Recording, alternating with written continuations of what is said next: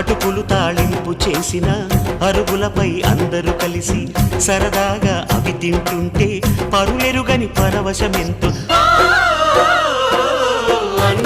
చందాల చందమామ రావే వచ్చి ప్రేమ బంధాల ఇల్లు చూసిపో